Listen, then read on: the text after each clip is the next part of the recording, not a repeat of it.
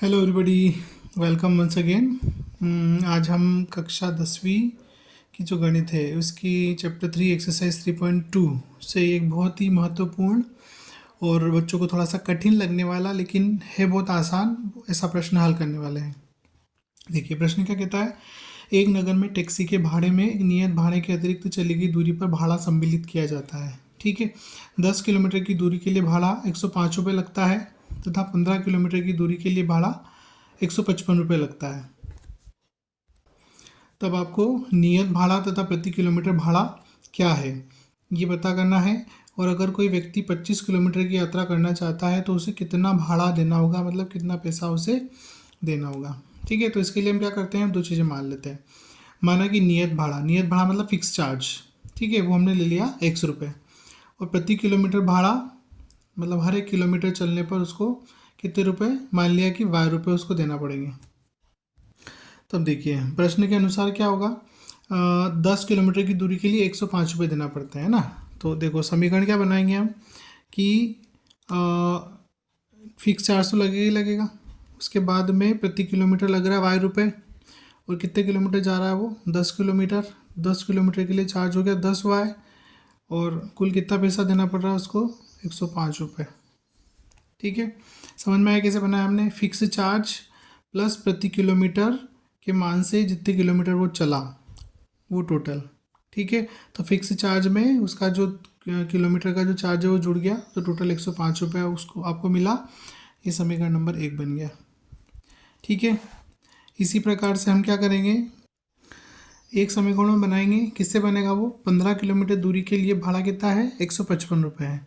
तो देखिए इसी प्रकार पुनः प्रश्नानुसार लिखेंगे हम, फिक्स चार्ज प्लस कितने किलोमीटर चल रहा है, इस बार 15 किलोमीटर चल रहा है, प्रति किलोमीटर कितने रुपए देना है, 15 y देना है। और टोटल कितने रुपए देना है, 155 रुपये देना है। ठीक है, मतलब फिक्स चार्ज और 15 किलोमीटर चलने के लिए प्रति किलोमीटर के मान से जो चार्ज है वो दोनों मिला के 155 रुपये उसको पे करना है। ये हो गया समीकरण नंबर 2। अब देखिए जो दो समीकरण हमने बनाए हैं उन दोनों को हम विलोपन विधि से हल कर लेते हैं। तो यहाँ गुणांक एक जैसे हैं इसलिए हम डायरेक्ट क्या करेंगे, चिन्ह बदल देंगे, इनको घटा देंगे। तीनों जगह प्लस है, तीनों जगह माइनस हो जाएंगे। आपस में घटाएंगे, एक्स से एक्स घटेगा, 0 हो जाएगा। और 10 प्लस के हैं, 15 माइनस के हैं तो माइनस के 5 वहाँ यहाँ बचेंगे। बराबर 155 में से 105 घटेंगे तो मिलेंगे आपको 50, और वो भी नेगेटिव वैल्यू। तो y बराबर -50/-5, माइनस से माइनस हटा देंगे हम, 5 से इसको काटेंगे 10 मिलेगा तो y बराबर आ गया 10। ठीक है, अब y का मान हम क्या करेंगे, y का मान समीकरण 1 में रख देंगे हम। तो 1 में रखने पर क्या मिलेगा आपको, समीकरण 1 है x + 10y बराबर 105। तो इसमें रखोगे तो x + 10 × 10 बराबर 105, यहाँ पर रख दिया हमने मान। तो x + 100 बराबर 105, x बराबर 105 में से 100 घट जाएंगे, वहाँ जाके ट्रांसपोज कर दिया हमने, पक्षांतर कर दिया 100 का, यहाँ प्लस का था उधर जाके माइनस का बन गया। अब x बराबर आ गया 5। ठीक है, तो अब देखिए हमने क्या माना था, हमने नियत भाड़ा माना था ₹100 और प्रति किलोमीटर भाड़ा माना था y। तो यहाँ लिखेंगे हम, अतः जो नियत भाड़ा है वो आ गया आपका ₹5 और प्रति किलोमीटर जो भाड़ा है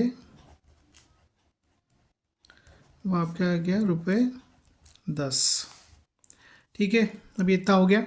अब इसमें हमको एक बात और पता करनी है कि यदि कोई व्यक्ति 25 किलोमीटर की यात्रा करता है तो उसे कितना भाड़ा देना पड़ेगा, है ना। तो यहाँ हम लिखेंगे 25 किलोमीटर यात्रा करने के लिए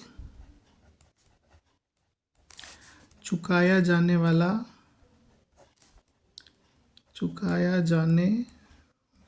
भाड़ा बराबर, देखो नियत मतलब फिक्स जो चार्ज है वो प्लस प्रति किलोमीटर भाड़ा मतलब 25 गुणा y। तो फिक्स चार्ज कितना है, 5 + 25 और y की वैल्यू हमारे पास है 10। ठीक है, प्रति किलोमीटर। तो 5 + 250, ये हो जाएगा ₹255। मतलब कोई व्यक्ति यदि 25 किलोमीटर की यात्रा करना चाहता है तो उसे कुल मिला के 255 रुपये देना पड़ेंगे। तो आशा करता हूँ आपको समझ आया होगा। बहुत ही आसानी से प्रश्न हो जाता है, लेकिन बच्चों को थोड़ा सा कठिन लगता है। तो आप इसकी 1-2 बार प्रैक्टिस करें तो निश्चित रूप से हो जाएगा। और हो सकता है कि जो आपकी सेकेंड एग्ज़ाम होने वाली बोर्ड की या नेक्स्ट डे की जो बोर्ड एग्ज़ाम होगी उसमें ये प्रश्न पूछा जा सकता है। तो इसकी तैयारी करें और वीडियो को लाइक करें, चैनल को सब्सक्राइब करें। और आपका यदि कोई फीडबैक हो तो मुझे कमेंट में ज़रूर बताएं। Thank you.